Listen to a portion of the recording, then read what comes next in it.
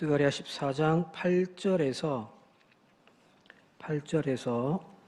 11절까지 말씀을 한 목소리로 함께 읽도록 하겠습니다. 스가랴 14장 8절에서 11절까지 한 목소리로 읽겠습니다.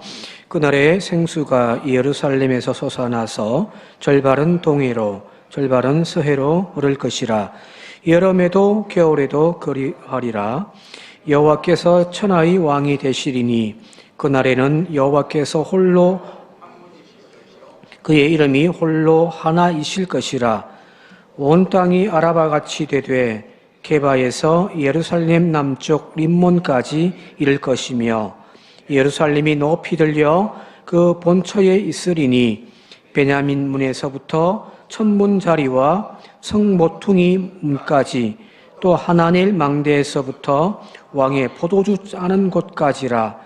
사람이 그 가운데 살며 다시는 저주가 있지 아니하리니 예루살렘이 평안히 서리로다. 아멘. 그동안 살펴왔던 스가랴 이제 마지막 장입니다. 바벨론 포로로 잡혀갔다가 돌아온 그 회복 공동체, 포로 귀환 공동체가 성전 짓다가 중간에 환란 가운데 포기하고 있을 때에 학개와 스가랴를 하나님이 깨우셔서 다시금 성전 건축해라. 다시금 이 땅을 회복시키라. 고 말씀하시죠. 하나님의 백성들에게 열심히 해라. 깨어있으라. 다시 삽을 들어라. 성전을 건축해라. 너는 것만으로 끝나는 것이 아니라 하나님은 또 뒤에 9장부터인가요? 여러 비전들, 그 환상들, 예언들을 통하여서 하나님이 이 민족을 또 어떻게 회복해 가실 건지에 대한 원대한 꿈들을 보여주시거든요. 자, 오늘 이건 이제 마지막 14장의 전체 내용은 뭐냐면은, 한마디로 마지막 14장은 유대인들의 묵시 사상, 종말 사상이 종합 세트로 들어가 있습니다. 그리고 다양한 그 후기 예언서들의 종말 사상, 묵시 사상들이 이렇게 좀 뭐랄까요? 꽃을 피는 그런 책이 바로 이 스가랴 14장이고요. 이 스가랴 14장의 내용들을 많은 신약 시대의 종말에 대한 예언들에서 뭐 복음서에 나와 있는 예수님의 마태복음 25장에 나와 있는 종말 이야기라든지 또 요한계시록에 나와 있는 마지막 때의 하나님의 때에 대한 종말의 이야기들이 여기 스가랴 14장에서 많이 인용해 가거든요. 오늘 그걸 좀 살펴보도록 할게요. 1절 같이 한번 볼게요. 1절에 14장 1절을 같이 한번 읽겠습니다. 시작. 여호와의 날이 이르리라. 그날에 내 재물이 약탈되어 내 가운데서 나누어지리이다. 여호와의 날. 여호와의 날이란 유대 묵시 사상에서 예언서에서 자주 등장하는 표현입니다. 여호와의 날. 마지막 역사의 끝날. 우리가 이야기하면 종말의 때. 그죠? 동양 사상은 윤회 사상이잖아요. 그죠?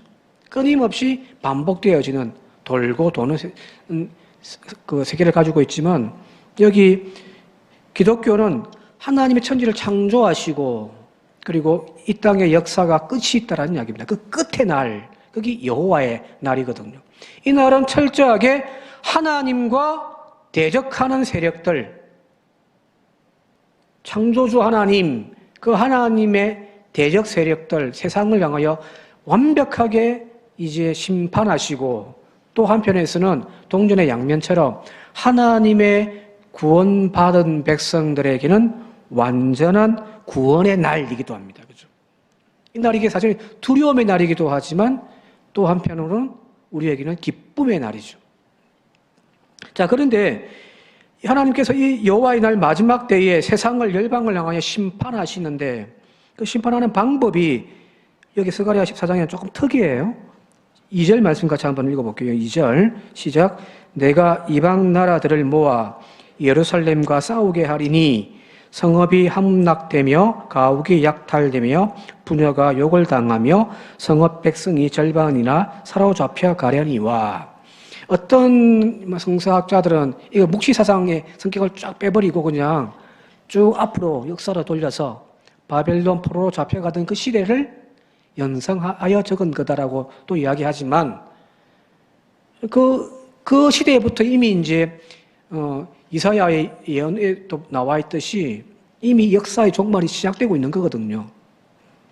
자, 여기 보니까 좀 특이해요. 하나님께서 당신의 백성들이 살고 있는 땅 예루살렘을 치기 위하여 이방 나라들을 다 모으신다는 거거든요.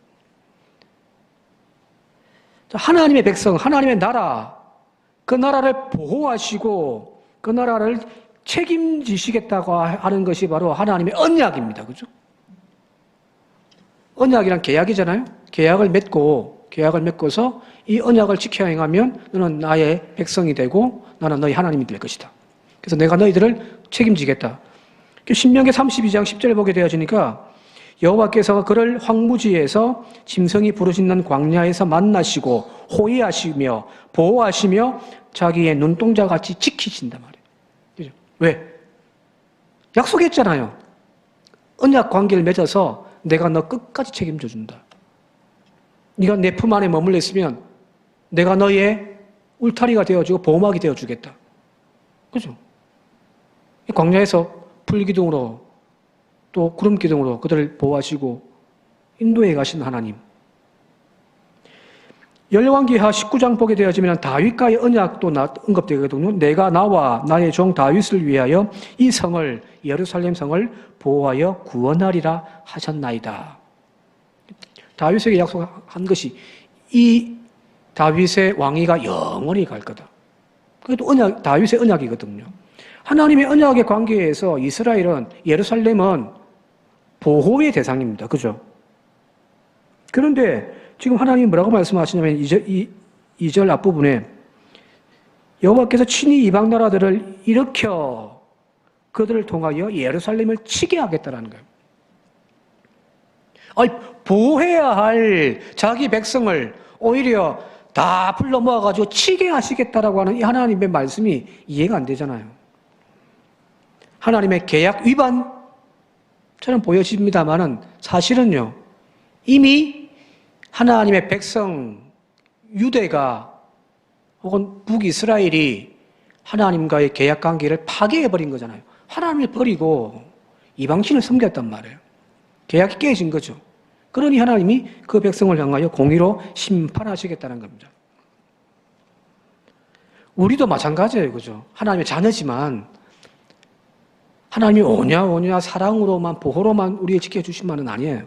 잘못하고 있을 때요. 하나님은 반드시 벌하십니다. 그런데 그 잘못되어진 그 벌에 대하여서 돌이키고 회개하여 돌아올 수 있다면 그것 또한 은혜인 거죠. 그죠?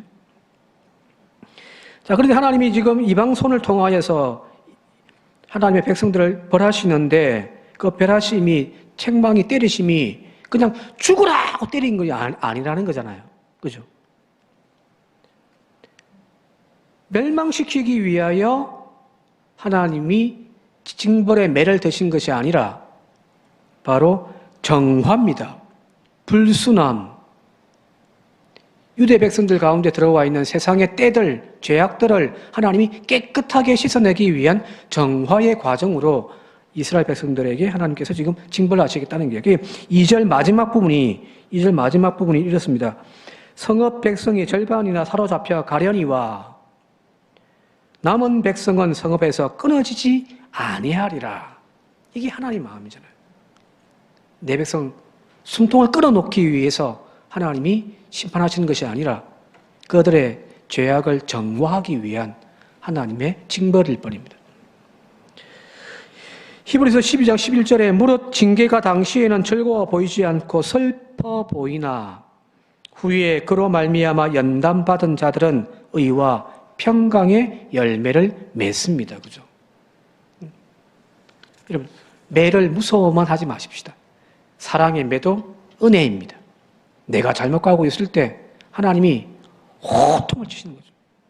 한국 교회가 지금 잘못되고 있을 때 하나님은 저 광야에 돌들로도 외치게 하시는 거거든요. 호통을 치시는 거죠. 그러나 거기에서 돌이켜 다시금 하나님 앞에 바로 서게 되어질 때에 거기에 더 큰 은혜가 우리들 가운데 임하는 거거든요. 자, 그런데 하나님이 이스라엘 백성들만 이제 심판하고 이제 징벌하는 것이 아니라 보게 되어지니까 이 이방 민족들을 모아가지고 다 예루살렘을 치게 하시는데 그 징벌하고 난 다음에는 그 이방 백성들을 이제 심판하신다 하는 이야기입니다. 하나님이 이방 백성들을 다 모아가지고 예루살렘에 치게 하시는 목적, 첫 번째, 하나님의 백성 이스라엘을 예루살렘을 정화하고 정신 차리라고 들은 매이기도 하죠. 그죠? 두 번째는 또 하나님을 따르지 않고 대적하는 불의한 세력들을 완전히 심판하기 위함입니다. 자, 성경책을 쭉 읽다 보면은 거룩한 하나님의 전쟁에 대한 이야기를 쭉 이어가다 보면은 마지막 종말에 대한 이야기도 마찬가지잖아요. 하나님이 직접 오늘 여기 3절에도 그때에 여호와께서 나가사 그 이방 나라들을 치시되 이 왕의 전쟁 날에 싸운 것 같이 싸우시리라. 주님이 막 맹렬히 달려나간다는 그런 공동번역이 그렇게 되어 있습니다. 맹렬하게 주님이 달려나가서 하나님이 직접 그 이방 백성들과 군대들과 싸운다는 거예요. 그들 심판해버리시기 위해서. 자, 하나님의 세상의 악한 것을 심판하는 방법 중에 한 가지, 거룩한 전쟁을 이루어가는 방법 중에 하나가 모으세요. 그런 이야기들이 많이 등장해요. 예를 들면 가나안 땅에 하나님이 그 거룩한 땅, 약속의 땅 가나안 땅을 정화하기 위하여 거기에 있는 7 부족들을 다 쫓아내시고, 그죠? 멸하시고 거기에 하나님의 백성, 거룩한 백성들을 거기 옮겨 심잖아요, 그죠? 근데 이 가나안 정복 전쟁, 여호수아의 가나안 정복 전쟁을 거룩한 전쟁이라고 하거든요. 악한 것들을 다 물리치고 그 땅에 하나님의 거룩한 나라를 세우고자 하는 과정이 거룩한 전쟁, 여호수아의 전쟁이란 말이에요. 근데 우리는 여호수아 전쟁에서 뭐 알고 있는 것 정도면 뭐가 있냐면은 뭐 여리고성 함락? 첫 번째 전투가 여리고성 함락이었으니까요. 매일 한 바퀴씩 돌고 마지막 7째 날에는 7바퀴 돌고 함성 치렀더니 와라라 무너졌더라. 점령했잖아요. 그 다음에 이제 나오는 아이성 전투. 교만하게 갔다가 호되게 당하고 아간의 범죄를 덜쳐내서 심판하고 난 다음에 다시금 하나님과 함께 올라갔더니 아이성 전투를 마치는 거잖아요. 여기까지가 이제 1단계거든요. 근데 이 소문을 듣고 남방에, 가나안 땅 남방에 있는 왕 5왕이 모여가지고 연합을 합니다. 소문을 들어보니 지금 이스라엘 백성들이, 핫비류들이 모여가지고 지금 저 엄청난 난공불락, 가장 오래된 성이라고 하는 도성이라고 하는 여리고도 다 무너뜨리고 지금 쑥대밭이 되어졌더라. 그랬더니 그들이 지금 모시고 있는 신이 보통 신이 아닌 것 같으니까 우리가 연합해서 그들과 맞서자. 그래서 5 왕들이 모여가지고 이스라엘 쳐들어오거든요. 그래서 전쟁을 해가지고 그 왕들을 다 잡아서 목을 베어버리고 남방 지역을 획득한단 말이에요. 가자 해서 간 전쟁이 아니라 5 왕들이 연합을 해가지고 이스라엘 치러 오는 거예요. 그리고 이제 북쪽에 남아있는 땅을 정복해야 되는데 이 지역 도성을 하나하나 다 점령해서 가려면은 시간이 엄청 걸립니다. 그죠? 그런데 또 저 북쪽에서도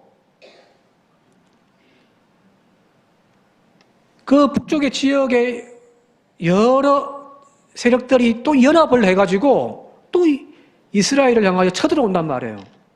가만히 있어도 그들이 때려 모아가지고 한꺼번에 다 쳐들어오니까 한 전쟁에서 그냥 한 칸에 다 물리칠 수가 있더라는 거거든요. 이 여호수아서의 가나안 정복의 전쟁의 특징입니다.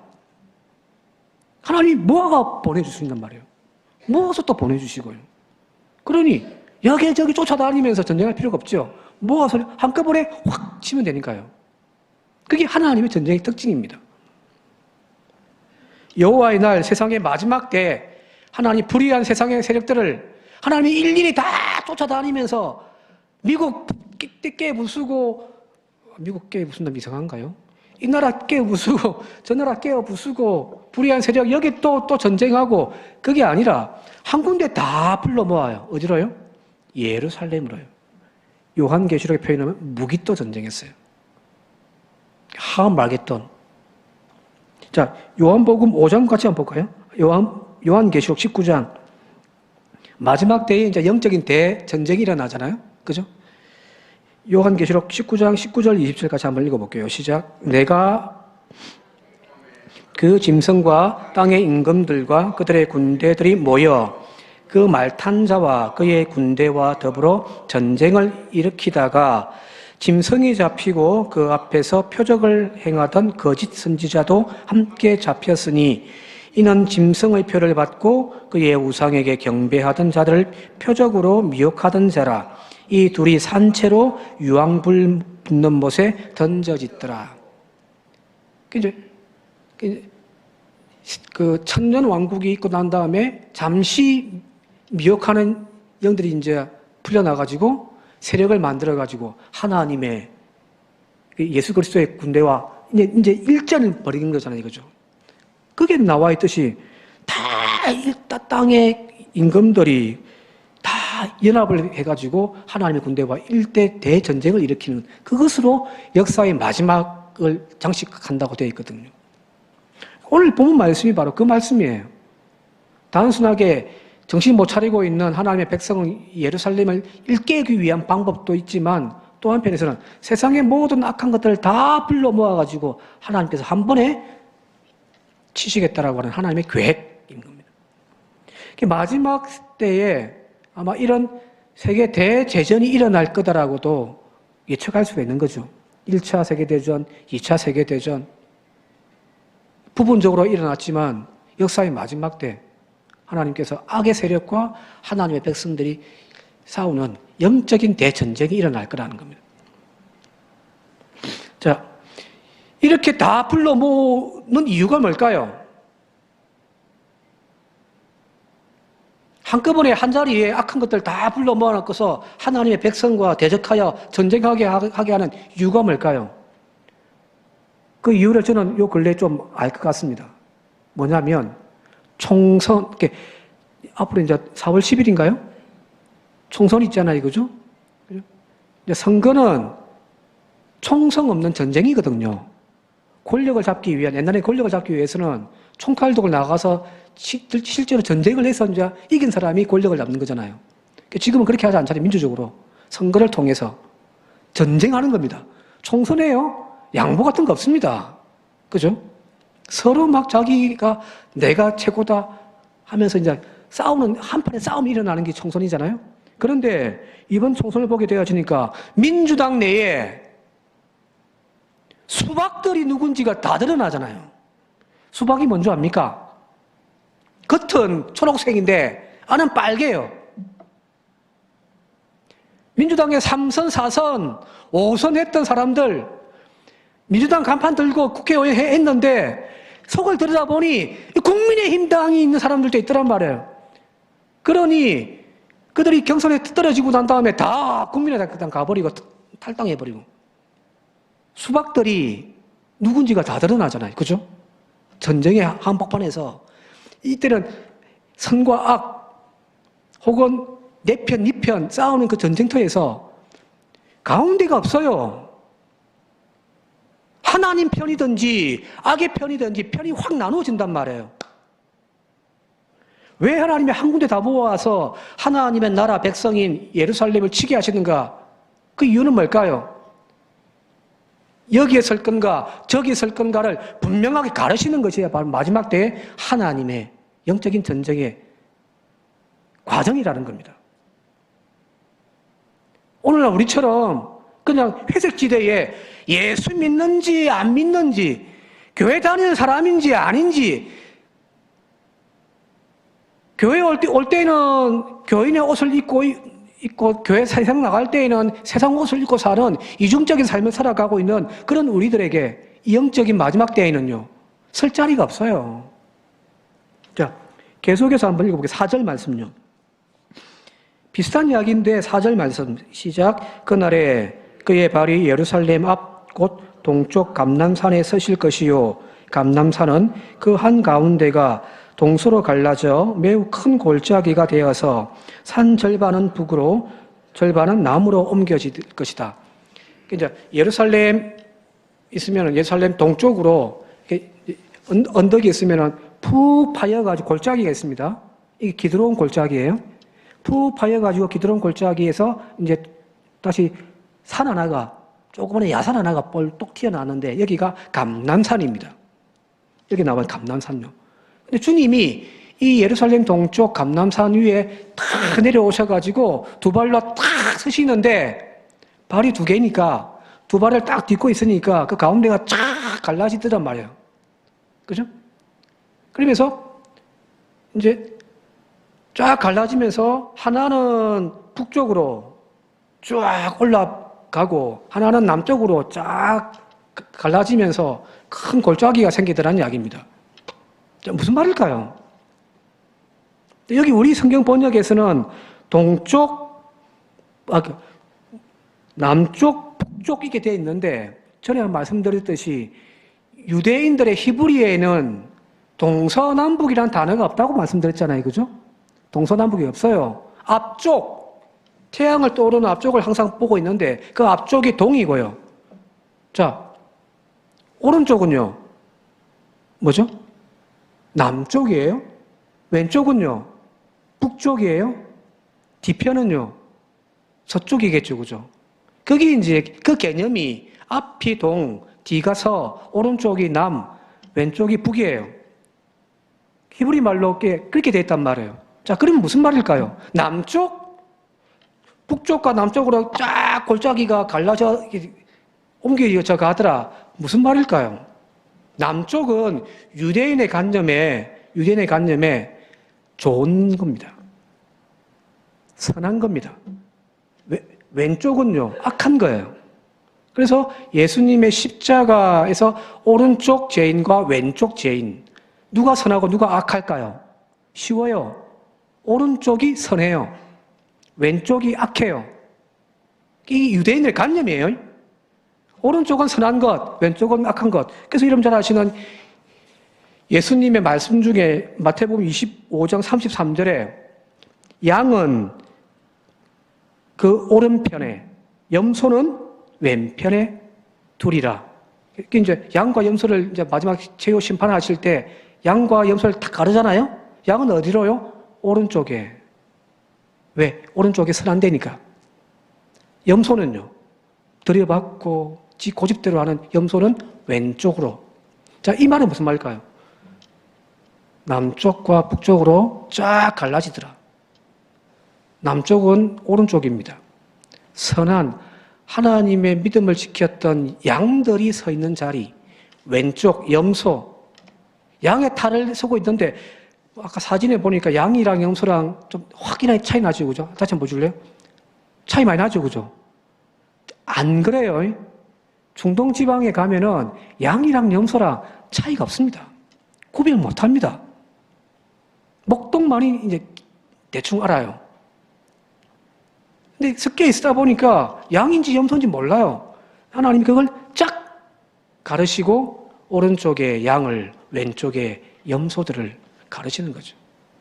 최후의 심판에 하나님이 세상을 심판하는 것도 있고 하나님의 백성들을 구원하시고 것도 있지만 하나님께서 이 최후의 심판에서 하시는 일들이 뭐냐면 주님의 친히 오심을 통하여 오른편과 왼편을 나누는 거예요.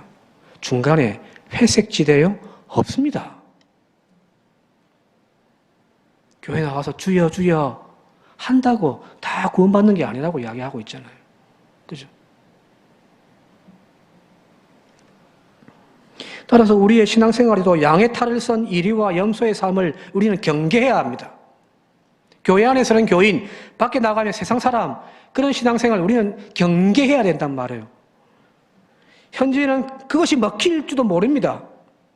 교회 와서는 믿음 좋은 우리 권사님, 장로님, 목사님, 집사님, 세상 나가면 또 악한 모습 살 수가 있어요. 그죠? 그런데 마지막 때 영화의 날에는 확연하게 갈라져 버리는 겁니다. 하나님의 심판의 자리에서는 모든 가면을 다 벗어야 된단 말이에요. 신앙의 회색 지대가 없는 거죠. 여호수아의 고백처럼 너희 조상들이 강 저쪽에서 섬기던 신이든지 또는 너희가 거주하는 땅에 있는 아모리 족속의 신이든지 너희가 섬길 자를 오늘 택하라. 나는 나와 내 집은 여호와만 섬기겠노라.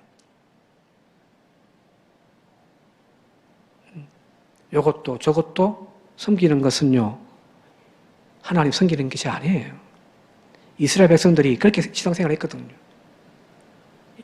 유대인들의 명절에는 하나님 앞에 나가가지고 막 제사를 올려드리고 또 바로 코앞에 있는 신전에 가서 또 바알에게 막 불고요. 섞여 있단 말이에요.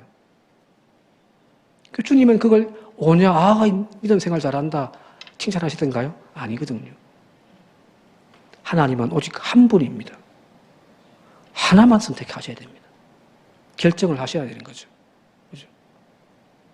짬뽕 신앙도 건강한 신앙도 아니고 회색 신앙도 건강한 것이 아닙니다. 시간이 없으니까 이제 넘어갈게요. 자, 6절과 7절 같이 한번 읽어볼게요. 앞서 이야기했던 14장은 종말 사상이 그대로 다 들어가 있는 종말 성세트라고 이야기했잖아요. 이 스가랴서의 14장을 요한계시록이라든지 종말 신약의 종말 사상이 많이 받아들였거든요. 한번 볼게요. 6절과 7절 같이 한번 읽겠습니다. 시작. 그날에는 빛이 없겠고 광명한 것들이 떠날 것이라. 여호와께서 아시는 한 날이 있으리니 낮도 아니요 밤도 아니라 어두워 갈 때에 빛이 있으리로다. 무슨 말일까요? 그날에는 빛이 없고 광명한 것들이 다 떠나간단 말이에요. 여기서 말하는 빛이 없고 광명한 것들이 뭘까요? 하나님이 천지를 창조하실 때 만들어진 창조물들입니다. 첫째 날 빛이 있으라 하면 빛이 있었잖아요. 그죠? 그리고 하늘에 해와 달 넷째 날에 등장하거든요. 하나님이 창조해 놓은 창조의 세계예요. 그런데 그것들이 다 떠나간단 말이에요. 요한계시록 21장에 같이 한번 읽어볼게요. 21장 1절과 23절 시작. 또 내가 새 하늘과 새 땅을 보니 처음 하늘과 처음 땅이 없어졌고 바다도 다시 있지 않더라. 23절. 그 성은 해나 달의 비침이 쓸데없으니 이는 하나님의 영광이 비치고 어린 양이 그 등불이 되심이라. 세상의 모든 빛들, 창조 생애들이 첫 번째 세계가 다 사라지고 이제 새하늘 새 땅이 열려지는데 그 새하늘 새 땅에 가장 광명한 빛이 뭐냐면은 바로 하나님의 보좌이고 어린 양의 등불입니다. 그 빛이 비치기 시작하는데 그늘이 없습니다. 밤이 없단 말이에요. 365일 낮입니다. 왜? 하나님의 광채는 어둠이었기 때문이고 회전이었기 때문이거든요. 오늘 우리의 삶도 마찬가지겠죠.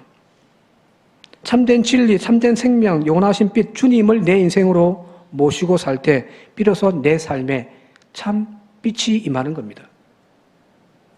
자, 계속해서 하나 더 읽어볼게요. 8절 말씀요. 8절 시작.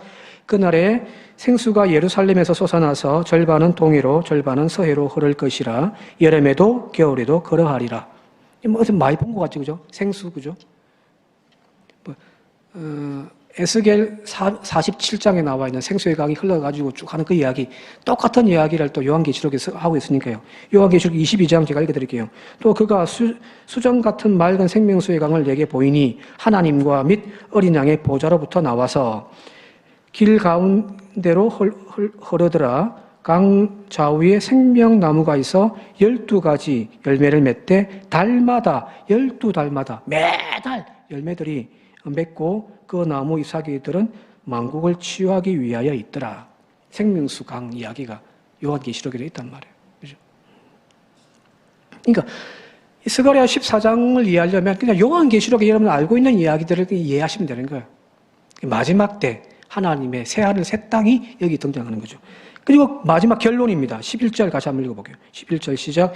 사람이 그 가운데 살며 다시는 저주가 있지 아니하리니 예루살렘이 평안히 서리로다. 이때 말하는 예루살렘이란 인간이 만들어 놓은, 다윗이 만들어 놓은 그 예루살렘이 아니죠. 새 예루살렘이겠죠. 그죠? 하나님이 통치하시고 모든 백성들이 다 정화되어져 하나님을 아는 지혜가 넘쳐나는 그 새 예루살렘. 그런데 거기는 저주가 없어요. 왜요? 왜요? 저주가 없을까요? 제가 읽어드릴게요. 요한계시록 21장.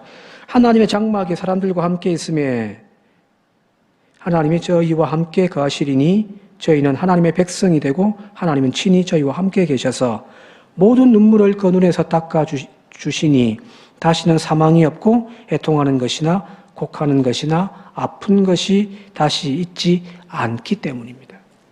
자, 여기 모든 눈물을 닦아주시고 사망도 없고 애통하는 것, 곡하는 것, 아픈 것 없단 말이에요. 거기 저주가 없다는 표현입니다. 우리가 꿈꾸고 있는, 우리가 장례식 때마다 이야기하는 이제 고인께서는 눈물도 아픔도 고통도 죽음도 없는 하나님의 안식의 자리로 나아갔습니다. 그 표현 아닌가요? 그죠? 눈물, 사망, 애통, 아픈 것, 그것은 바로 죄와 사망이 지배하여 부패하고 변질되어진 옛 산물이에요. 그죠? 하나님께서 이제 새하늘 새 땅을 통하여 그 모든 죄의 고리에 묶여있던 인간의 세계가 아닌 이제 완전한 하나님의 백성으로 우리를 이끌어 가시는 거죠. 그죠? 그 나라가 저 앞에 있습니다. 그 하나님의 나라가 언젠지는 모르겠는데 저도요, 저 앞에 있습니다. 자, 이제 우리가 이 세상의 절망적이고 흔들리는 척박한 이 믿음의 환경 속에서 살아가면서 비틀거리고 살고 있지만, 그래서 자꾸 좌로 우로 치우치면서 살고 있는 우리지만, 믿음의 눈을 열고 요한계시록을 바라보면서 스가랴의 이 예언을 바라보면서 우리의 표대를 바라보는 저와 여러분 되시길 바랍니다. 지금은 불안하지만, 불안전하지만 주님 오시는 그날에는 우리가 완전하여 그죠? 저주도 없고 아픔도 없고 어둠도 없고 그 세상이 지금 우리를 위하여 예비되어져 있고 우리는 그 길을 향하여 걸어가고 있는 거거든요. 믿음이 흔들릴 때마다 눈을 들어서 마지막 날 여호와의 날을 바라볼 수 있는 저와 여러분들이 되시길 바랍니다. 그래서 그 길을 끝까지 온전하게 순전하게 걸어가는 저와 여러분들 되시기를 주님의 이름으로 축원드립니다. 함께 기도드리겠습니다. 고마우신 아버지 하나님, 하나님께서 이 세상 가운데 심판의 때로 오실 때에 주님과 대적하는 저 악한 세상을 심판할 뿐 아니라 또한 교회 안에 앉아있는 우리를 양과 염소로도 구별하고 또한 분류함을 저희들 경계하며 깨닫고 살아가는 저희들이 되기를 원합니다. 가면 쓰고 회색 지대에서 신앙생활하는 저희들이 되지 않게 하옵소서. 하나님을 섬길지 세상의 신을 섬길지를 결단하는 저희들 되어져 바라고 원합기는 우리의 영혼이 정화되어 예수 그리스도로만 충만한 믿음의 사람의 길을 걸어가는 저희들 되게 하옵소서. 예수님의 이름으로 기도드리옵나이다. 아멘.